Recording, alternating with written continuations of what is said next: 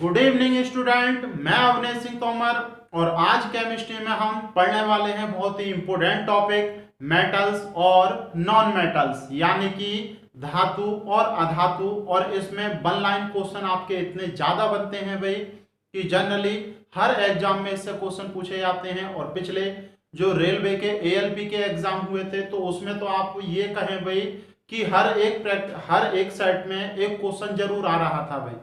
तो आप इस वीडियो में बिल्कुल लास्ट तक बने रहिए और उसके बाद कमेंट करके जरूर बताएं भाई कि वीडियो आपको कैसा लगा। और वीडियो को ज़्यादा से ज़्यादा शेयर करें और एक लाइक जरूर करें भाई, ताकि अगर आपको ये वीडियो पसंद आए तो लाइक जरूर करें। और देखते हैं हम कि मुख्य रूप से इस वीडियो में क्या क्या हम पढ़ सकते हैं भाई, जहां से हमारे क्वेश्चन आते हैं। तो हम मुख्य रूप से पढ़ने वाले हैं धातु यानी कि मेटल कहते हैं भाई इन्हें, और दूसरे अधातु। तो जनरली आपका बहुत ज्यादा कुछ नहीं पूछा जाता भाई। इनकी जो प्रॉपर्टी है, प्रॉपर्टी यानी कि जो इनके गुणधर्म हैं, चाहे भौतिक हो चाहे रासायनिक, वो आपसे पूछे जाते हैं। तो दोनों को ही हम पढ़ने वाले हैं और उसी के आधार पर देखो, अगर मैं डेफिनेशन की बात करूं तो इनकी डेफिनेशन कई प्रकार से दी जा सकती है। सही है, इनके गुणधर्मों के आधार पर ही कि सामान्यतः वे तत्व जो इलेक्ट्रॉन त्याग देते हैं, सही है, सामान्यतः वे तत्व जो अत्यधिक क्रियाशील होते हैं और इलेक्ट्रॉन त्याग देते हैं, धनायन बनाने की क्षमता रखते हैं, उन्हें हम धातु कहते हैं। और इनके ऑक्साइड क्षारीय होते हैं। तो ये कुछ डेफिनेशन है इसकी। और अधातु वे होती हैं जो धनायन नहीं बनाती हैं, यानी कि वे जो इलेक्ट्रॉन ग्रहण करने की क्षमता रखती हैं, थोड़ी कम क्रियाशील होती हैं, तो उन्हें हम अधातु कहते हैं भाई। सही है। और इनके जो ऑक्साइड होते हैं वो मुख्य रूप से अम्लीय होते हैं। तो ये कुछ डेफिनेशन है, लेकिन ये सारी इसकी प्रॉपर्टी ही हैं। इनकी डेफिनेशन में भी हम इनकी प्रॉपर्टी को ही रखते हैं। तो एक एक करके जहां से हमारे क्वेश्चन बन चुके हैं तो उन्हें हम कंप्लीट कर रहे हैं भाई। तो आप अपने पेज को दो भागों में बांटते हुए दोनों को साथ साथ पढ़ते हुए चलेंगे अभी हम। सही है। सबसे पहले हम देखते हैं धातु के जो भौतिक गुण होते हैं वो क्या क्या होते हैं भाई। भौतिक गुण, सही है, धातु और अधातु दोनों के एक साथ पढ़ेंगे तो ध्यान रख सकते हैं आप। सबसे पहले क्या पढ़ने वाले हैं भाई, भौतिक गुण यानी कि फिजिकल प्रॉपर्टी हम पढ़ने वाले हैं। सबसे पहले हम देखें तो ये जो धातु हैं, सही है, ये मुख्य रूप से अवस्था में कैसी होती हैं। मुख्य रूप से अवस्था में कैसी होती हैं, ठोस होती हैं, द्रव होती हैं या गैसीय रूप में होती हैं। तो आपको एक बात याद रखनी है भाई, जितनी भी धातु होती हैं वो मुख्य रूप से ठोस रूप में ही पाई जाती हैं। किस रूप में पाई जाती हैं? ठोस रूप में ही पाई जाती हैं जनरली। तो आप याद रखेंगे धातु मुख्य रूप से ठोस अवस्था में होती हैं, लेकिन इसके कुछ अपवाद हैं। तो आपको ये याद रखने हैं। जैसे मरकरी सामान्य टेम्परेचर पर द्रव अवस्था में पाई जाती है। किस अवस्था में पाई जाती है? सामान्य अवस्था में द्रव रूप में पाई जाती है। इसके अतिरिक्त और भी धातुएं हैं। जैसे आप गैलियम को देखेंगे भाई, जैसे आप गैलियम को, तो गैलियम हुआ आपका और सीजियम हुआ। और सीजियम तो आप पिछली वाली वीडियो देख सकते हैं हमारी, उसमें भी इन चीजों को मैंने बताया डायरेक्ट वन लाइन क्वेश्चन के रूप में। और इसके अतिरिक्त फ्रांसियम में भी थोड़ा सा ज्यादा ताप होता है इसका, फ्रांसियम, लेकिन ये रेडियो एक्टिव तत्व है। तो देखो ये बिल्कुल सामान्य टेम्परेचर यानी कि 25 डिग्री सेंटीग्रेड पर मुख्य रूप से द्रव अवस्था में नहीं पाई जाती है। लगभग 30 डिग्री सेंटीग्रेड पर ये द्रव की अवस्था में पाई, ये थोड़ी सी और ज्यादा टेम्परेचर पर। तो ये थोड़े से अपवाद हैं इसके, तो आप इन्हें याद रख लेना। यहीं से क्वेश्चन पूछा जाता है कि वह एकमात्र धातु कौन सी है जो सामान्य ताप पर द्रव अवस्था में पाई जाती है। तो कौन सी है भाई? मरकरी। याद रखेंगे अगर ये ऑप्शन आ जाए कि निम्नलिखित में से कौन सी द्रव अवस्था में नहीं पाई जाती, तो ये तीनों हमारे लिखे हुए मिलेंगे। चौथा आप देख सकते हैं। अगर अधातुओं की बात करें तो अधातु ठोस रूप में भी होती हैं, सही है, और गैस रूप में, सामान्यतः इसी रूप में पाई जाती है। लेकिन कुछ इसके एक्सेप्शन हैं जो द्रव अवस्था में भी पाए जाते हैं, तो आप याद रखना जो अधातुएं हैं, देखो एक इसमें जो अधातु है वो मात्र द्रव है। जैसे ब्रोमीन एक मात्र ऐसी अधातु है जो द्रव अवस्था में पाई जाती है, बाकी की सामान्य रूप से या तो ठोस में पाई जाती हैं या फिर गैस में। जैसे गैसीय रूप में पाए जाने वाले मुख्य रूप से कितने 11 तत्व हैं अधातुओं में, गैसीय रूप में पाए जाने वाले मुख्य रूप से 11 तत्व हैं। तो याद रखना 6 तो अक्रिय गैसें हैं, 6 अक्रिय गैसें हैं। तो ये वाली बात याद भी रखना भाई, 6 अक्रिय गैसें हैं, बाकी के एक हाइड्रोजन हो गया, नाइट्रोजन, ऑक्सीजन, फ्लोरीन और क्लोरीन।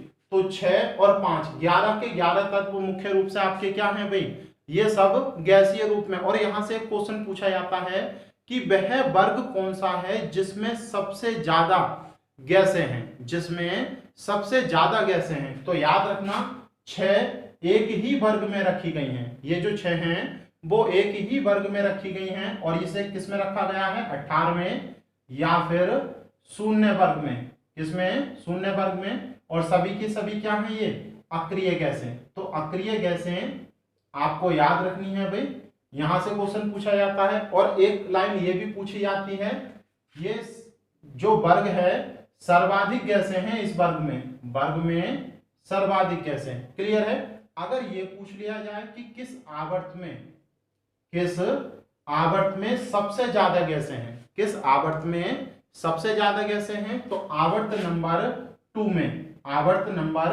2 में सबसे ज्यादा गैसें हैं भाई। सही है। जैसे हम पढ़ते हैं दूसरे आवर्त में क्या क्या पढ़ते हैं भाई, बेरिलियम, बोरॉन, कार्बन, नाइट्रोजन, इसी में आती है ऑक्सीजन, फ्लोरीन और नियोन। कितनी हो गई टोटल, 4। तो 4 तत्व एक ही वर्ग में रखे गए हैं, सॉरी एक ही आवर्त में। तो सर्वाधिक गैसों वाला आवर्त कौन सा है, 2। और सर्वाधिक गैसों वाला वर्ग कौन सा है, 18वां या शून्य वर्ग। क्लियर है इतना। इसके बाद देखेंगे बची ठोस। तो ठोस हमसे पूछी नहीं जाती। अगर टोटल अधातुओं की बात करें तो मुख्य रूप से 27, लेकिन कहीं कहीं ये 28 लिखी हुई भी मिलती हैं, कहीं कहीं 28 भी। तो 17 में से मुख्य रूप से 27 में से आपने कितनी, लगभग 11 तो ये हो गई, एक 12 और बची कुची जो है आपकी वो ठोस हो जाएंगी। जैसे आपका सल्फर हो गया, फास्फोरस हो गया आपका, और क्या बचा भाई, सल्फर, फास्फोरस और आपका आयोडीन हो गया मुख्य रूप से। और आपका क्या बचा, जितने भी तत्व हैं वो सारे। और कार्बन देखो, कार्बन तो ठोस रूप में ग्रेफाइट और हीरे के रूप में पाया ही जाता है। तो याद रखेंगे इस रूप में ये तत्व, यहां से क्वेश्चन पूछे जा चुके हैं। अगला देखेंगे देखो कठोरता के रूप में, इसकी कठोरता कैसी होती है भाई, तो यहां से भी क्वेश्चन बनता है। तो याद रखेंगे जो धातुएं हैं वो मुख्य रूप से कठोर होती हैं। कैसी होती हैं, कठोर। तो आप याद रखेंगे धातुएं, जैसे लोहा हो गया, आप जानते हैं भाई कितना कठोर होता है लोहा। सही है। तो याद रखेंगे लोहा हो गया, जैसे सोना हो गया। तो ये कुछ कठोर धातुएं हैं, लेकिन इन्हें चाकू से नहीं काटा जा सकता। लेकिन इसके अपवाद हैं थोड़े से, लेकिन इसके अपवाद हैं। आप याद रखना सोडियम और पोटेशियम इतनी मृदु या मुलायम धातुएं हैं, इन्हें चाकू से आसानी से काटा जा सकता है, इन्हें चाकू से आसानी से काटा जा सकता है। तो यहां से जनरली क्वेश्चन बनता है। सही है। तो इसे आप याद रखेंगे। इसके अतिरिक्त अगर हम अधातुओं को देखें तो अधातुएं बहुत ही मृदु होती हैं, आसानी से इन्हें काटा जा सकता है, सल्फर को आसानी से तोड़ सकते हैं हम। लेकिन इसका भी अपवाद है हीरा मुख्य रूप से क्या है, कार्बन। तो कार्बन इतना कठोर तत्व है कि पृथ्वी पर इससे ज्यादा कठोर है ही नहीं कुछ। तो आप याद रख भी सकते हैं अधातुओं में हीरा पृथ्वी पर उपस्थित सर्वाधिक कठोर पदार्थ है। बाकी की जितनी भी धातुएं हैं वो आसानी से तोड़ी जा सकती हैं, काटी जा सकती हैं, लेकिन ये बहुत ही ज्यादा कठोर होता है। तो ये 2-3 बातें आपको समझ में आ रही होंगी भाई, यहां से क्वेश्चन पूछे जाते हैं। इसके अतिरिक्त देखो एक और पूछा जाता है कि जो धातुएं होती हैं उनमें विशेष प्रकार की चमक होती है। धातुएं जो होती हैं उनमें एक विशेष प्रकार की चमक होती है, और इस चमक को धात्विक चमक के नाम से जानते हैं। किस नाम से जानते हैं, धात्विक चमक के नाम से जानते हैं। तो आपको थोड़ा सा याद रखना है भाई इसके बारे में। जैसे मैं आपको बताता हूं, देखो जैसे आप देखेंगे एल्यूमिनियम को, आप देखेंगे पोटेशियम को, ये बिल्कुल सफेद चमक वाली, कैसी, एल्यूमिनियम तो देखा ही होगा भाई आपने, सफेद चमकता है नहीं। जैसे आप देख सकते हैं भाई, जैसे आपने देखा होगा, देखो सोना, सोना कैसा चमकता है, पीला चमकता है या नहीं। जैसे आपने देखा होगा कॉपर, जैसे आपने कॉपर देखा होगा, लाल भूरे रंग का चमकता है नहीं। तो इनमें एक विशेष प्रकार की एक चमक पाई जाती है, तो याद रखना भाई, जबकि अधातुओं में चमक नहीं पाई जाती, जबकि अधातुओं में चमक नहीं पाई जाती। लेकिन इसका एक अपवाद है, लेकिन इसका एक अपवाद है आयोडीन। आयोडीन एक इस प्रकार की अधातु है जिनमें धातुओं के समान चमक पाई। ये क्वेश्चन कई बार पूछा गया है कि वह एकमात्र अधातु कौन सी है जिसमें चमक पाई जाती है, वह एकमात्र अधातु कौन सी है जिसमें चमक पाई जाती है। तो याद रखना कौन सी है भाई, आयोडीन। इतना क्लियर है। अगला देखेंगे, देखो और भी बहुत सारी चीजें यहां से पूछी जाती हैं।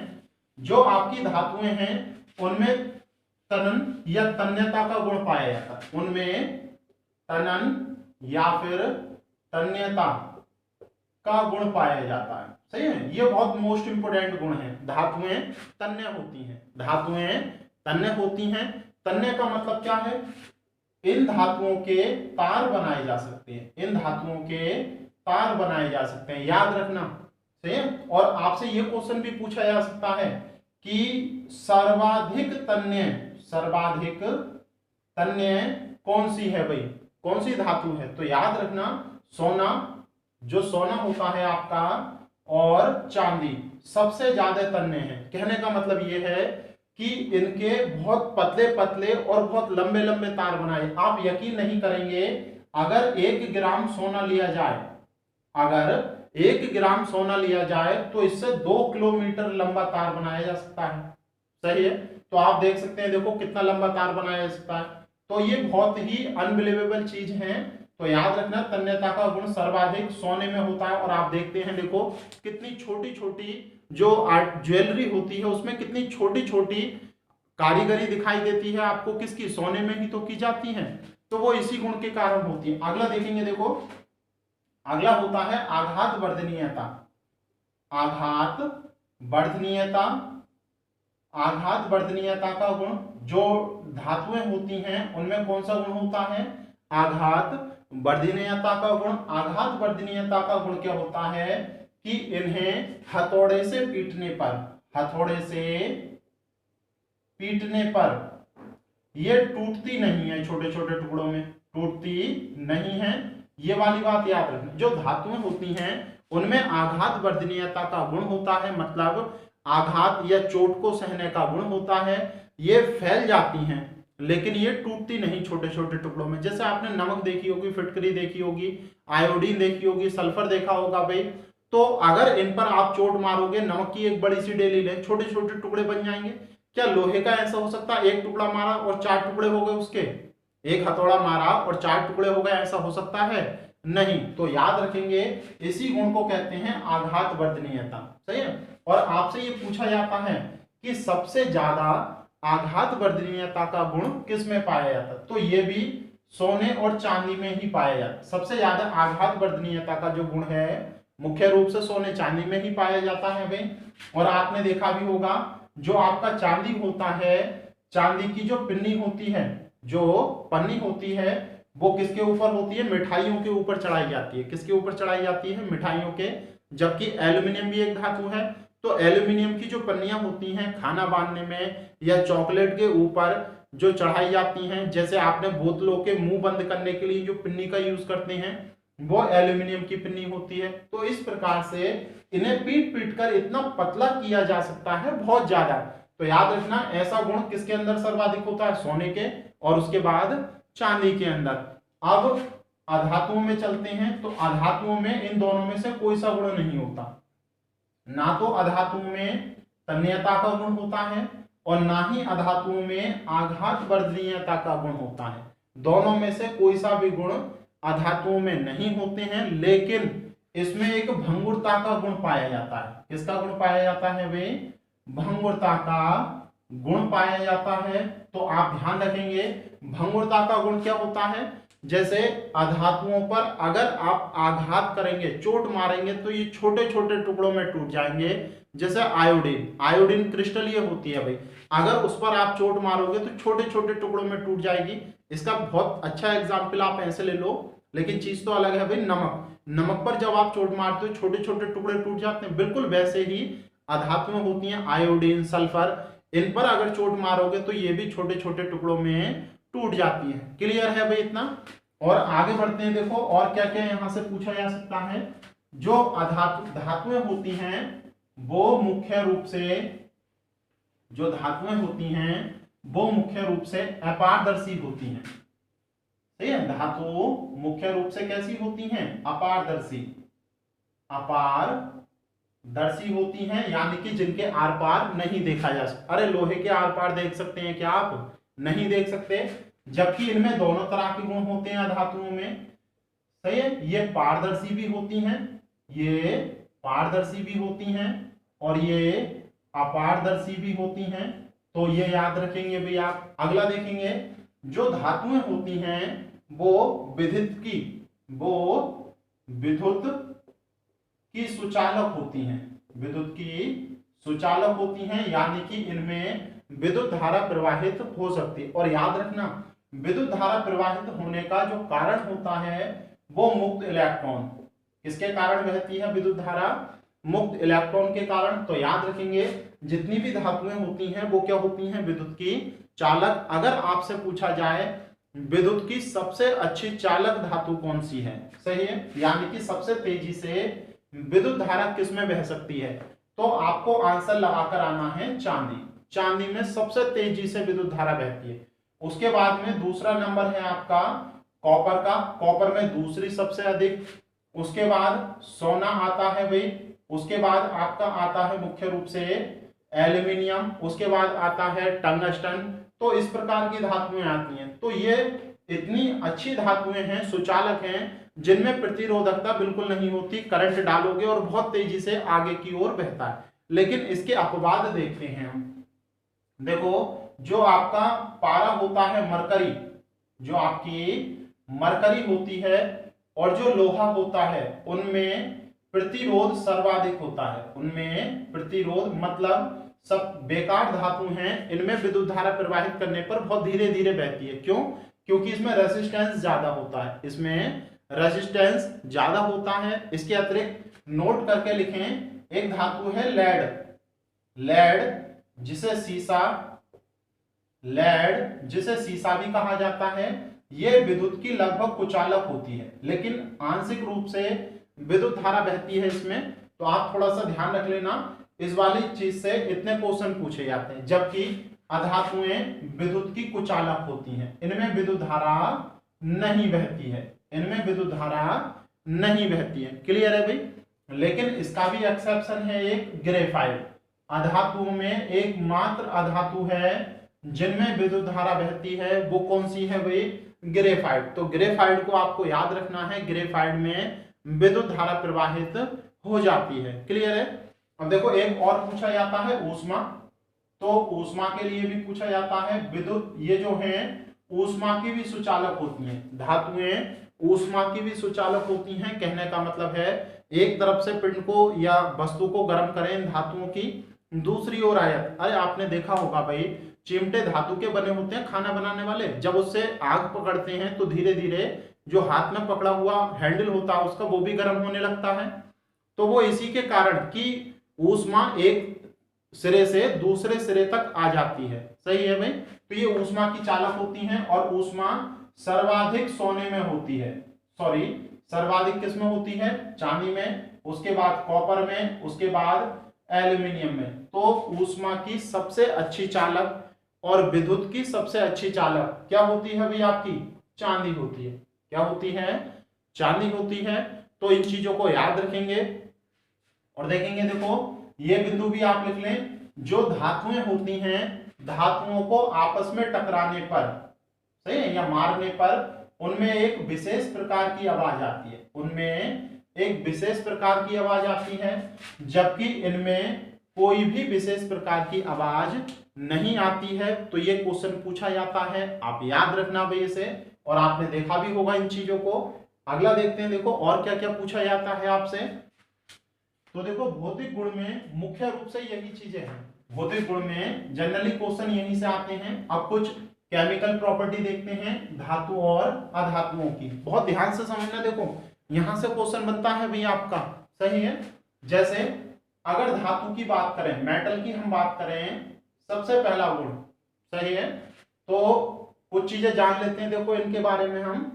जैसे धातु इलेक्ट्रॉन त्याग करने की क्षमता रखती है। क्या रखती है भाई? इलेक्ट्रॉन को त्याग करने की क्षमता रखती हैं। तो याद रखना इनमें इलेक्ट्रॉन त्याग करने की बहुत ही प्रबल क्षमता होती है। जैसे सोडियम, सोडियम शीघ्र ही अपना एक इलेक्ट्रॉन त्याग देता है और क्या बना लेता है? धनायन। तो याद रखेंगे धातुएं इलेक्ट्रॉन त्याग करने की प्रवृत्ति रखती हैं और क्या बनाती हैं? धनायन। तो धनायन केवल कौन बनाएंगी? धातुएं। क्लियर है। लेकिन इसका एक एक्सेप्शन है, अपवाद। इसका एक अपवाद है हाइड्रोजन।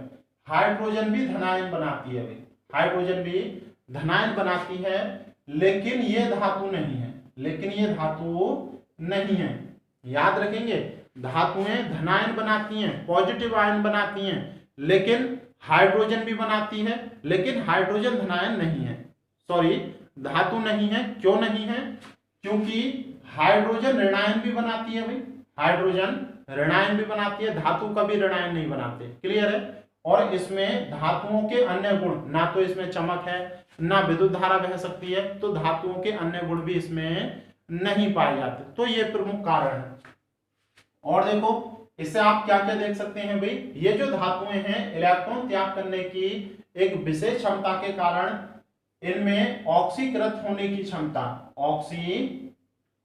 ऑक्सीकृत होने की क्षमता होती है, होने की क्षमता होती है।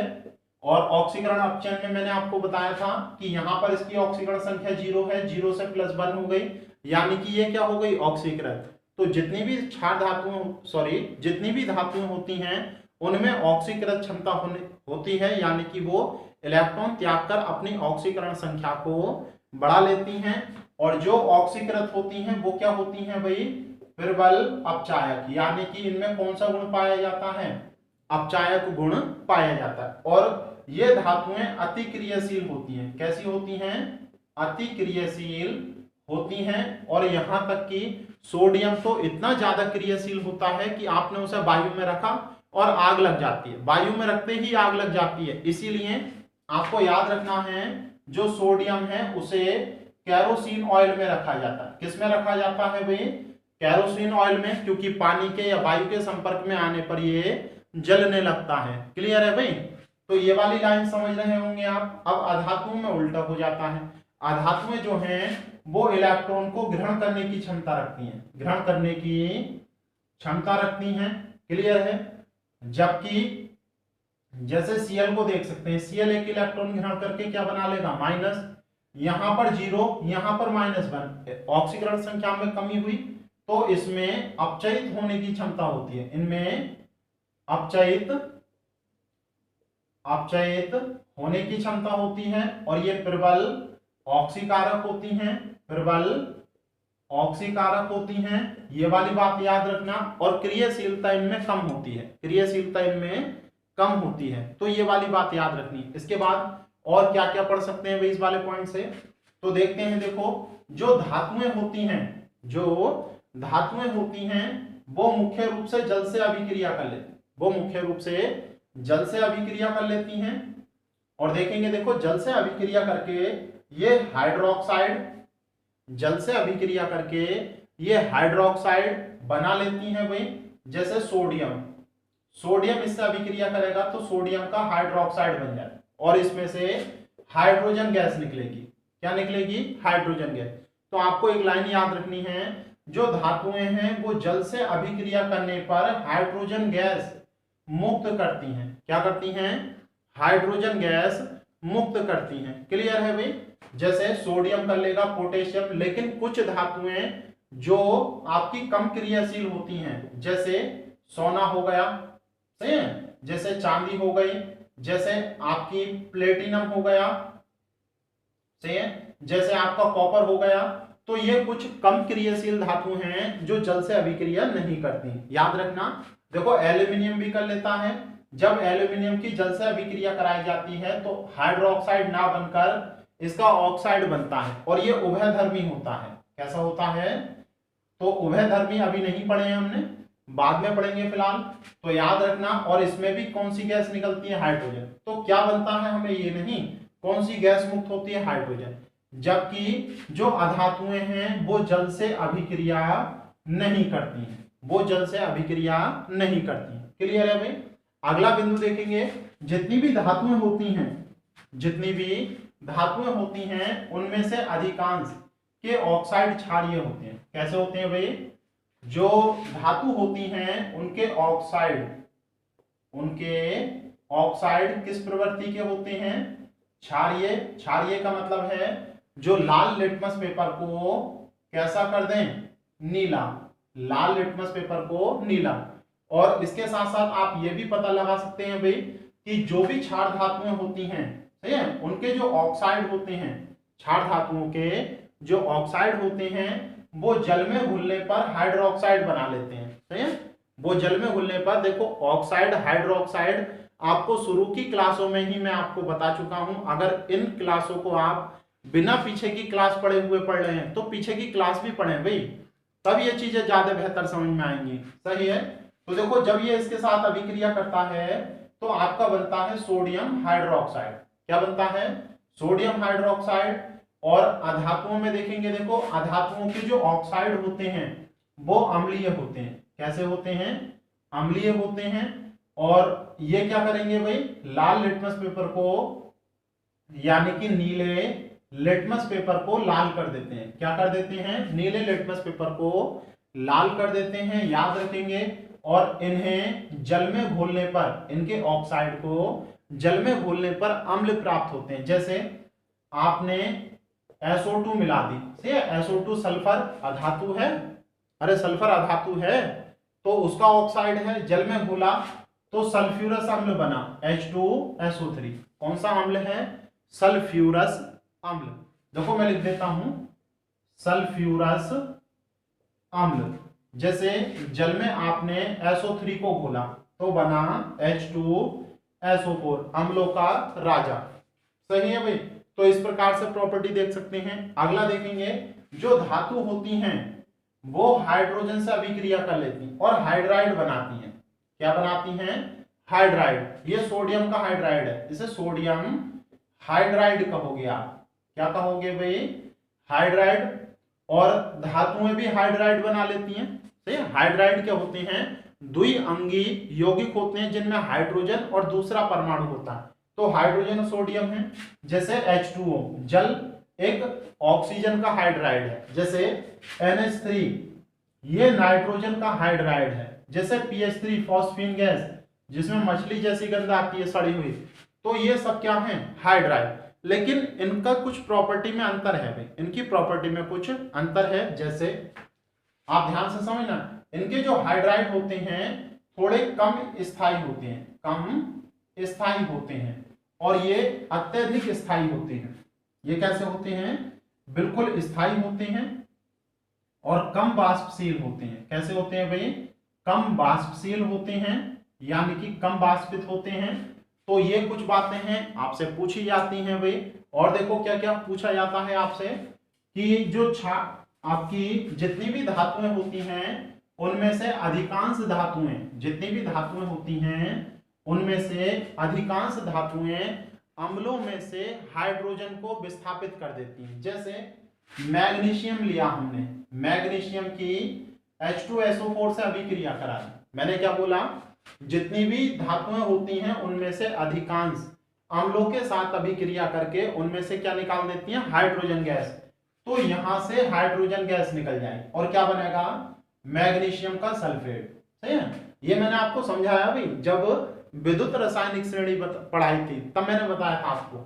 जैसे जिंक लेंगे आप, मान लो दूसरा अम्ल लिया हमने HCl, तो इसमें से यह हाइड्रोजन गैस निकाल देगा और क्या बना लेगा भाई? जिंक का क्लोराइड।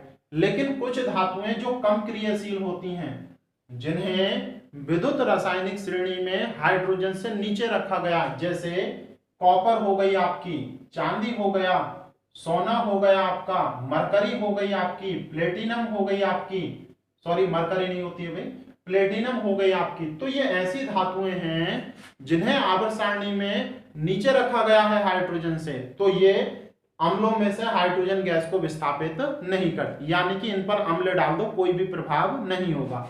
और अधातु अम्ल के प्रति निष्क्रिय होती है। कैसी होती है भाई? निष्क्रिय। तो याद रखेंगे ये अम्ल के प्रति कैसी होती है? बिल्कुल निष्क्रिय। तो इस बात को आप ध्यान रखना है भाई। इसके अतिरिक्त देखो और क्या क्या पूछा जाता है आपसे, तो ध्यान रखेंगे। देखो एक लाइन और लिख लें, सही है। ज्यादातर यही चीजें पूछी जाती हैं और लगभग जो भी क्वेश्चन है हम कर चुके हैं भाई। देखेंगे जरा ध्यान से कि अगर लवणों का विद्युत अपघटन कराया जाए, लवणों का विद्युत अपघटन, तो विद्युत अपघटन वाले चैप्टर में हमने पढ़ लिया है ये। वैसे अगर लवणों का विद्युत अपघटन कराया जाए, मतलब कि लवण मान लो NaCl लिया हमने, सही है, NaCl को जल में घोल रखा है, तो क्या क्या प्राप्त होगा हमें? Na+ और Cl-। विद्युत अपघटन का मतलब क्या है भाई? इसके दो इलेक्ट्रोड होंगे, एक तो प्लस वाला और दूसरा माइनस वाला। प्लस वाला हमारा एनोड कहलाता है और माइनस वाला कैथोड कहलाता है, सही है। तो आप देखें जब विद्युत धारा प्रवाहित करेंगे तो प्लस वाले और माइनस वाले किसकी ओर? जो माइनस वाले हैं वो तो एनोड पर आ जाएंगे और जो प्लस वाले हैं वो किस पर चले जाएंगे? कैथोड पर।